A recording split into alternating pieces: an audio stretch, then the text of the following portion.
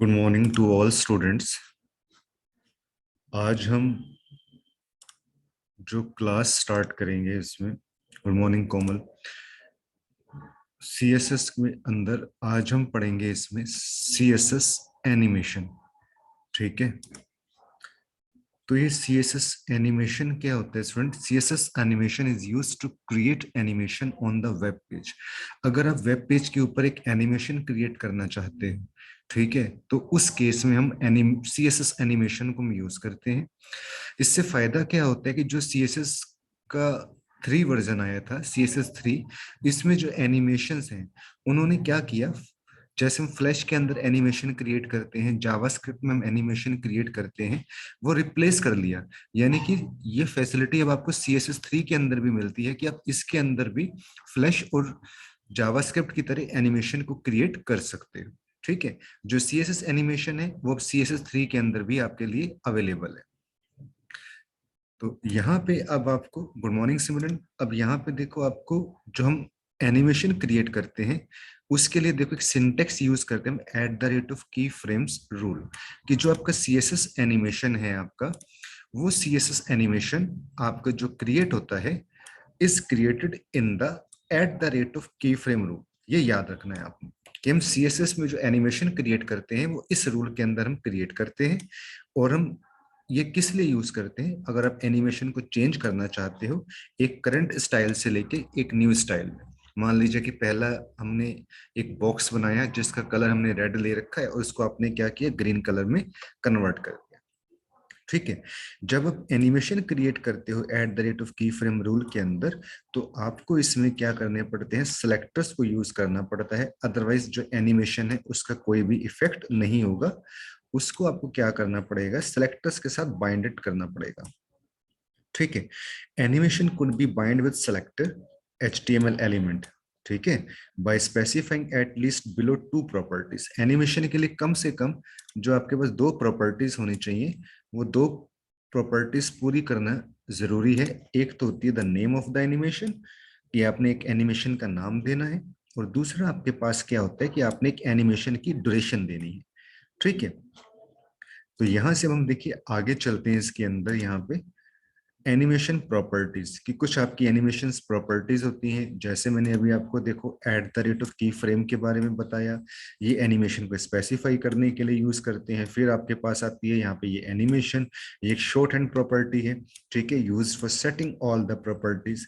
ठीक है, ऐसी अगर एनिमेशन डिले होता है, ये स्पेसिफाई करता है कि कब हमने एनिमेशन को स्टार्ट करना है, एनिमेशन की डायरेक्शन देनी है हमने। ठीक है, रिजर्व और अल्टरनेट साइकिल, एनिमेशन की हमने ड्यूरेशन देनी है। तो ये सारी जो है आपकी एनिमेशन की क्या है, प्रॉपर्टीज है।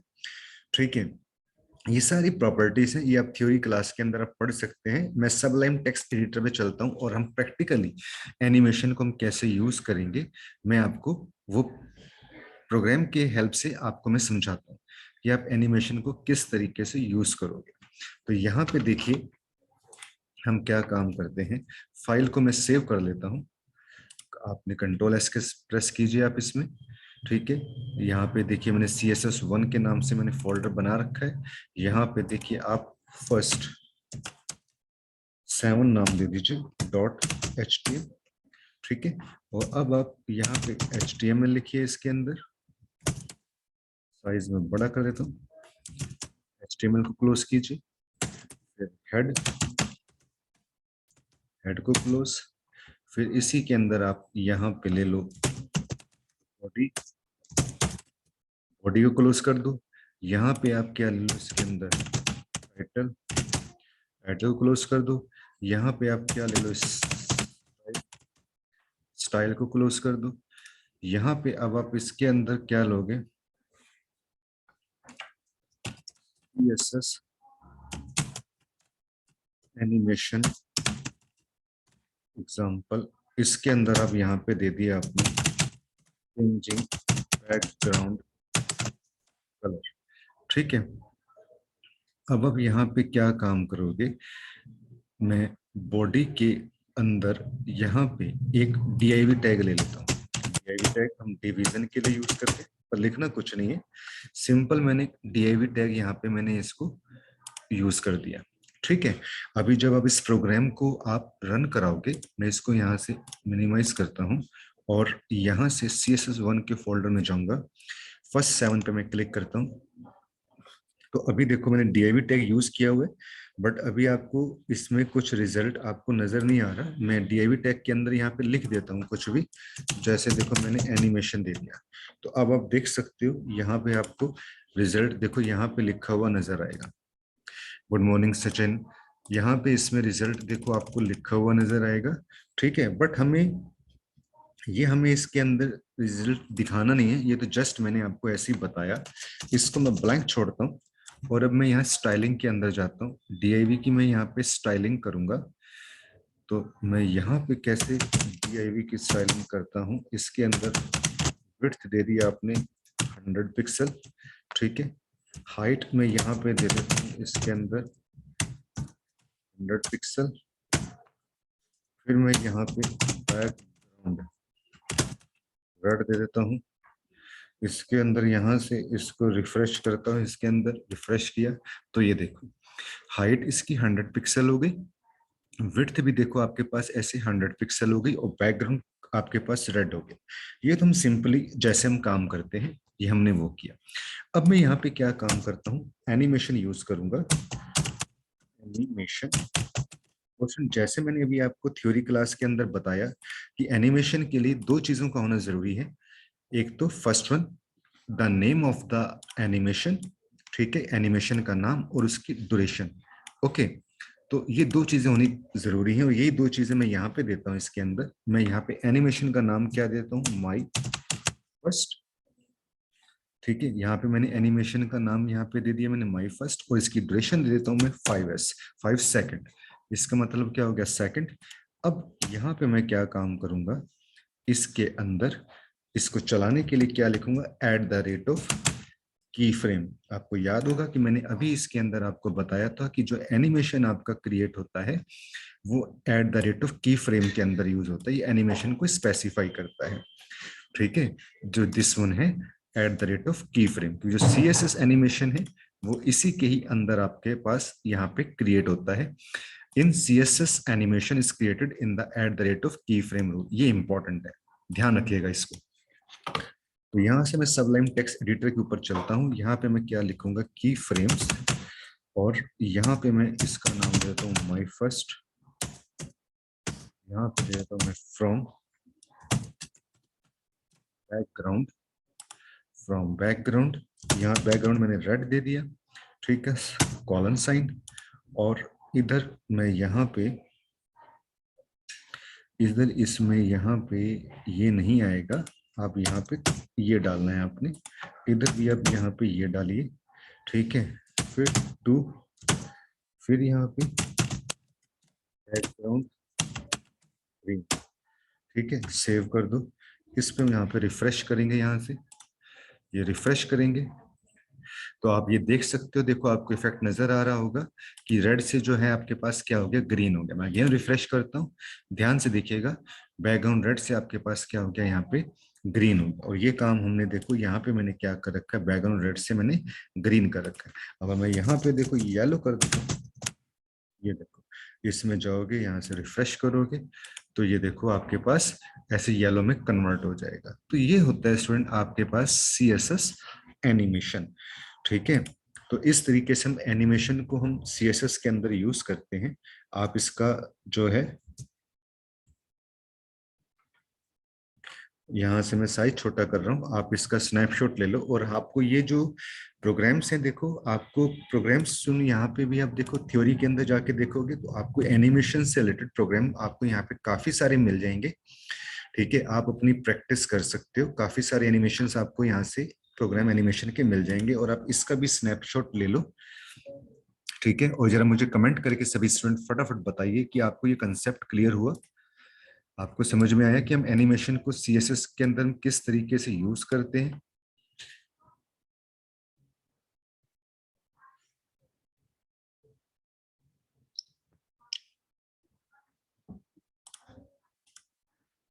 ओके, सिंपल सा प्रोग्राम है, इतना ज्यादा इसमें कुछ नहीं है युवराज। और इसके अंदर कोमल अंजना, ठीक है, वही सब कुछ हमने CSS यूज किया हुआ है।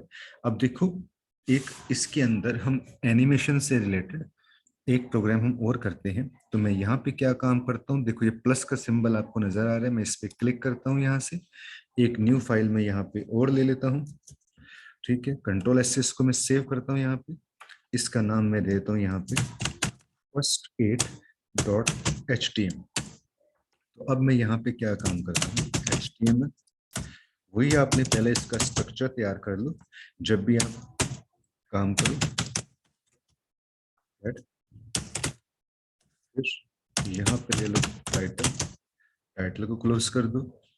फिर यहाँ पे ले लो स्टाइल, स्टाइल को क्लोज कर दो। फिर यहाँ पे ले लो बॉडी, बॉडी को क्लोज कर दो। फिर यहाँ पे इसके अंदर जो हम इसमें हम डिस्कस करेंगे वो आपके पास आता है यहाँ पे CSS एनिमेशन रेक्टेंगल, ठीक है। यहाँ से अब आप क्या काम करो, आप बॉडी में जाओगे, आप यहाँ पे बॉडी के अंदर आप वही div टैग यूज करो, ठीक है। और अब मैं यहाँ पे स्टाइलिंग करता हूँ, ठीक है। स्टाइलिंग हम कैसे करेंगे, जैसे मैंने अभी की थी यहाँ पे div की स्टाइलिंग। तो आप क्या लिखोगे, विड्थ यहाँ पे आप दे दो 100 पिक्सल, इसी तरीके से हाइट आप दोगे 100 पिक्सल। फिर आप इसके बैकग्राउंड कर दो, बैकग्राउंड आपने यहाँ पे क्या कर दिया इसके अंदर, राइट, ठीक है। ये आपने बैकग्राउंड कर दिया इसके अंदर। आप यहाँ पे इसमें जाओगे, फर्स्ट 8 के ऊपर आप चेक करोगे तो आपको ये div टैग इस तरीके से यहाँ पे आपको नजर आ जाएगा। सबलाइम टेक्स्ट एडिटर पे चलते हैं हम, यहाँ पे मैं एक एनिमेशन ले लेता हूँ। यहाँ पे एनिमेशन का नाम मैं क्या देता हूँ, माई फर्स्ट, और फिर मैं यहाँ पे इसका ड्यूरेशन दे देता हूँ, ठीक है। 5 सेकंड दे दिया मैंने यहाँ पे। अब मैं यहाँ पे क्या काम करूंगा, की फ्रेम को सेट करूंगा @of की फ्रेम्स फर्स्ट। यहाँ पे थोड़ी सी कोडिंग करूंगा, जैसे देखिए इस प्रोग्राम के अंदर आपने यहाँ पे फ्रॉम और यहाँ पे टू का यूज किया था ना, हम परसेंटेज के अंदर भी दे सकते हैं थ्योरी क्लास में, जैसे मैंने आपको यहाँ बताया था कि आपने जैसे देखो फ्रॉम और टू आपने यहाँ पे इस तरीके से लिखा हुआ है। हम इंस्टेड ऑफ दिस हम ऐसे भी दे सकते हैं, 0% में ये हो, 25% में ये हो। तो हम यही वाला एग्जाम्पल हम यहाँ पे लेके चल रहे हैं कि मैं यहाँ पे क्या चाहता हूँ कि जब 0% में यहाँ पे यूज करूँ तो जो इसमें बैकग्राउंड आपके पास है वो क्या हो, रेड, जो लेफ्ट है वो क्या हो जाए आपके पास 0 पिक्सल, टॉप के ऊपर भी क्या रहे वो 0 पिक्सल के ऊपर रहे, ठीक है। फिर यहाँ पे हम आगे आ जाते हैं 25%। फिर यहाँ पे बैकग्राउंड आपने क्या दे दिया यहाँ पे येलो। फिर हमने यहाँ पे लेफ्ट में हमने क्या दे दिया 300 पिक्सल, टॉप के अंदर हमने यहाँ पे क्या दे दिया 0 पिक्सल।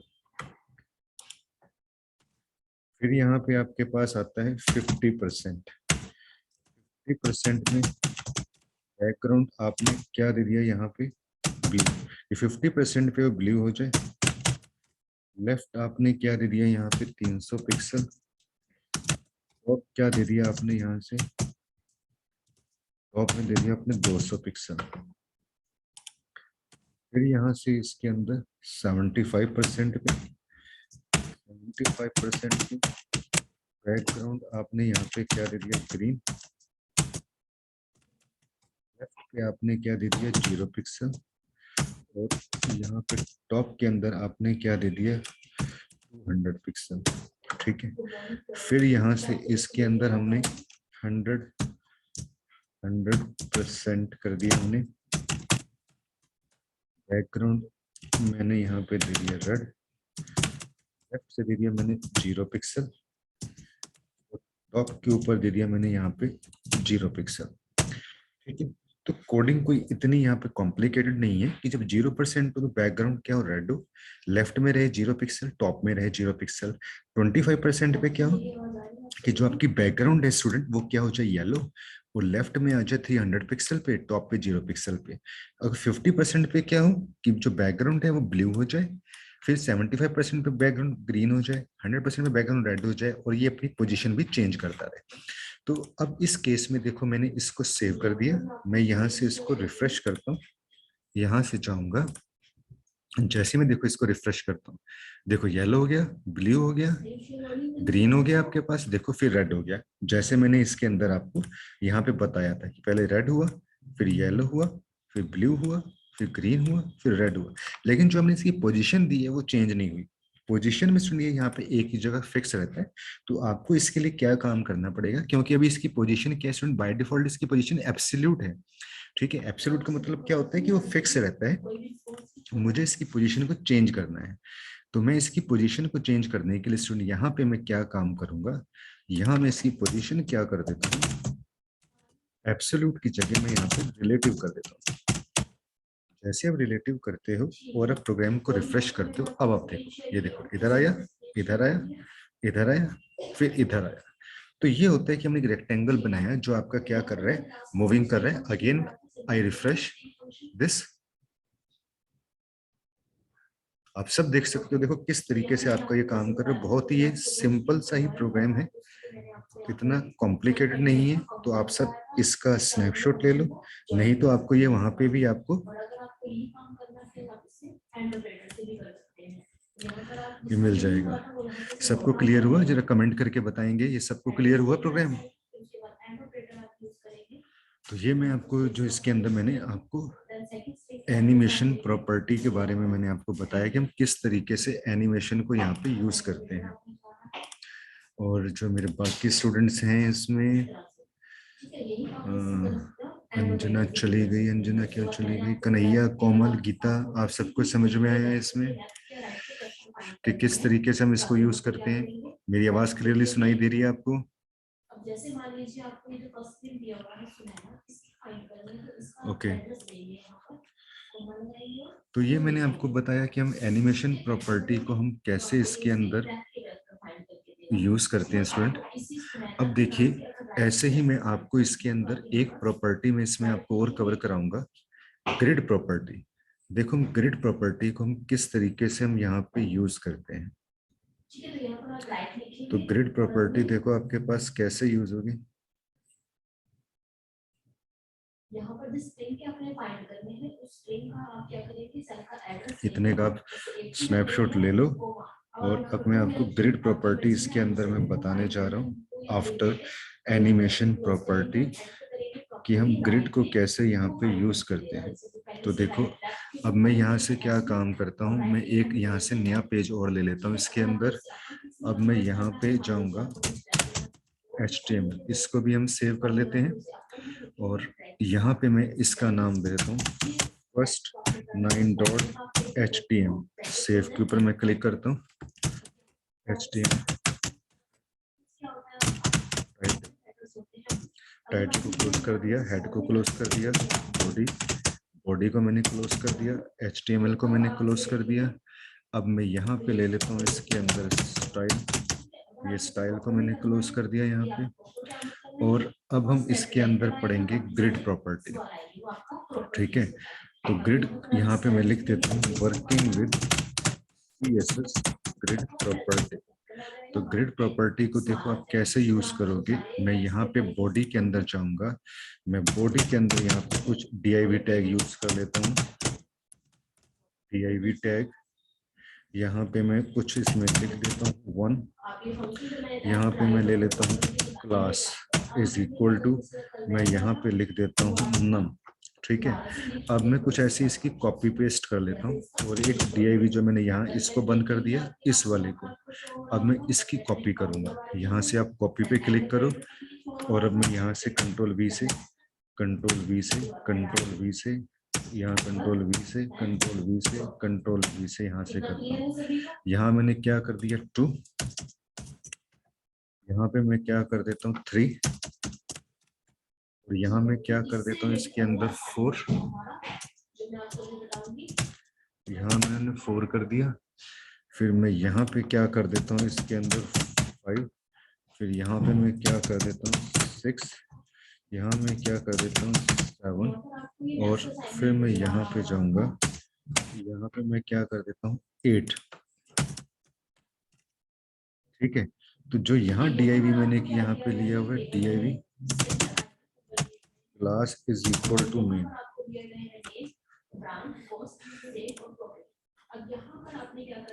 अब इसको मैं यहाँ से, इसको मैं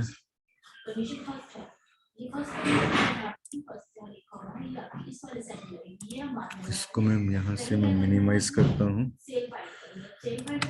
इसको मैं बंद करता हूँ, इसको भी मैं क्लोज करता हूँ।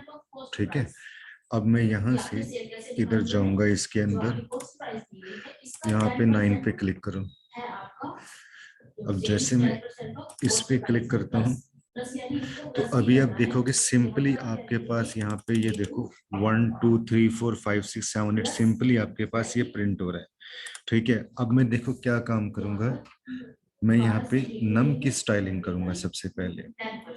ठीक है, मैं यहाँ पे नम की स्टाइलिंग करूंगा इसके अंदर, यहाँ पे स्टाइल डॉट नम, फिर यहाँ पे बैकग्राउंड कलर यहाँ पे दे दिया ग्रे। सेव करो, यहाँ से इस पे जाओ, रिफ्रेश करो, यहाँ से बैकग्राउंड कलर ग्रे कर दिया। फिर यहाँ पे इसके ऊपर आप जाओ, यहाँ पे यहाँ से टेक्स्ट सेंटर, यहाँ से टेक्स्ट अलाइन मैंने क्या कर दिया सेंटर। फिर मैं यहाँ पे कलर क्या कर देता हूँ, इसको व्हाइट, व्हाइट कर दिया। सेव करता हूँ मैं इसको, रिफ्रेश करता हूँ, कलर देखो आपके पास क्या हो गया, व्हाइट हो गया। मैं इसमें पैडिंग लगा देता हूँ, तो पैडिंग हम देखो यहाँ पे मैंने इसके अंदर पैडिंग लगा दिया जैसे 10 पिक्सल, और यहाँ पे भी मैंने देखो 10 पिक्सल मैंने यहाँ पे पैडिंग कर दी। ये देखो, ये इनके बीच में ऐसे ही देखो पैडिंग आ गई है आपके पास। ठीक है कि नहीं। फिर मैं फॉन्ट साइज इसका चेंज करना चाहता हूँ, तो यहाँ पे देखो फॉन्ट साइज, फॉन्ट साइज में दे दी 30 पिक्सल। इसको यहाँ से रिफ्रेश कर दो, ये फॉन्ट साइज देखो इसका 30 पिक्सल हो जाएगा आपके पास। अब मैं यहाँ से इसमें क्या करता हूँ, मेन की स्टाइलिंग करता हूँ, जो मैंने यहाँ पे मेन नाम दिया था ना, इसकी स्टाइलिंग करता हूँ। तो मैं यहाँ पे डॉट मेन लिखता हूँ। ठीक है, डिस्प्ले, क्योंकि हम ग्रिड प्रॉपर्टी पढ़ रहे हैं तो ग्रिड की फॉर्म के अंदर वो यहाँ पे डिस्प्ले करे।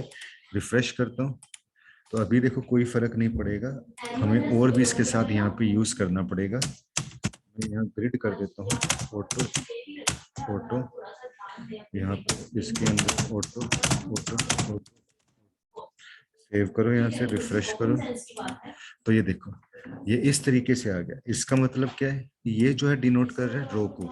तो यहाँ पे ये देखो 2 रो हैं आपके पास, और एक रो में कितने कॉलम है, 1 2 3 4, 4 कॉलम है।